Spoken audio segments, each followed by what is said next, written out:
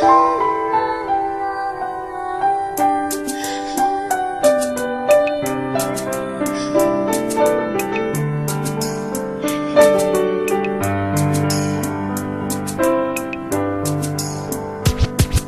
was 3 years old nang ikaw ay na-meet. Napahanga ako sa taglay mong bait. Ikaw ang guest ko sa tuwing birthday, pati sa room ko. Ikaw ang display, di ka na nawala sa alaala. Ikaw lang talaga at walang kagaya. Ikaw ang gusto ng mga friends ko, at di ko alam pati parents ko. Ano ba ang meron ka na wala sa iba, at napapangiti pag nakita ka na sa mga poster at maging sa TV. Inaabangan ng iyong movie. Bata pa ako noon nang maramdaman ko to.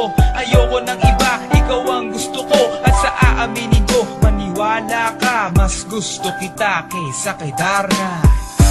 You were always gonna be my love. It's so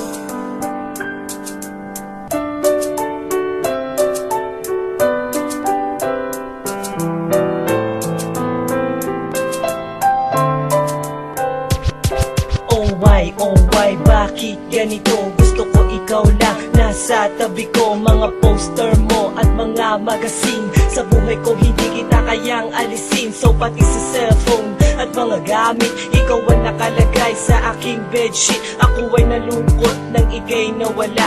Ano ba ang mali na aking nagawa? Pakiusap naman kahit nasa dali, para lang mabawi ang mga bighani at muling umiti at di na umiyak. Magpakita ka lang, gusto kong matiyak na buhay ka pa rin at ika'y malakas. Gumawa ka ulit ng mga palabas, at kapag bumalik, ngingiti ng pusa, at hindi ako magmamahal ng pusa.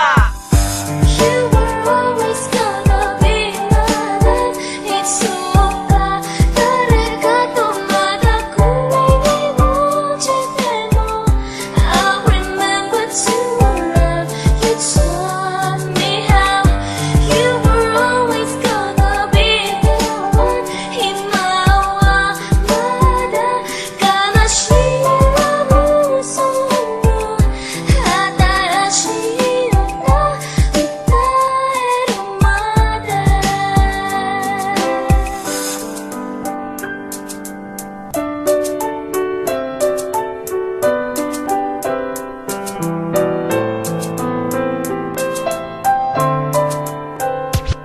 Lumipas ang mga taon, nananatili ka pangarap. Nais kong libutin ang mundo para ka lang mahanap, sapagkat hindi sa papakita ka lang sa larawan. Gusto ko ay makasama ka, handa ko nang iwanan ang lahat ng kayamanan, pati GF ko. Sabihin mo magkano ba ang TF mo, at aking ibibigay, tanggapin mo lang ako.